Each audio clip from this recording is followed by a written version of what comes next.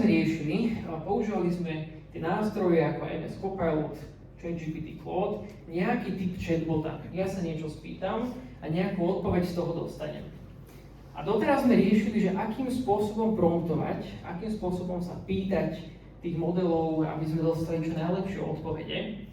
Ale dneska, v roku 2026, sa to už trošku hýbe iným smerom.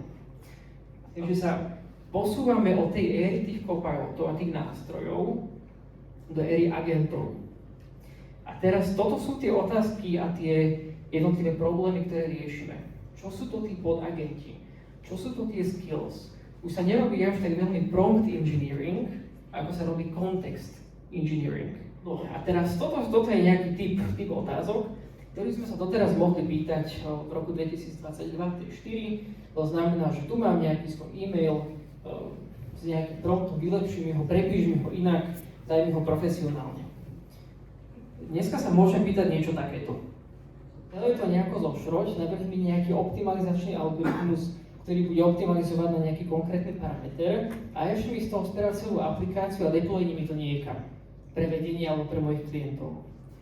Tak toto sú veci, ktoré sa dneska dajú zadať do tých nástrojov a ten nástroj v skutočnosti si tú veľkú úlohu rozdelí na veľa malých podúloh.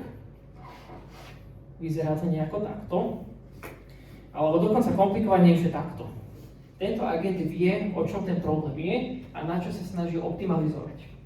Keď ten agent začne pracovať, tak svoju primárnu úlohu rozdelí na viacero menších podúloh a vytvorí si svojich vlastných agentov a každému podagentov a každému zadá nejakú úlohu.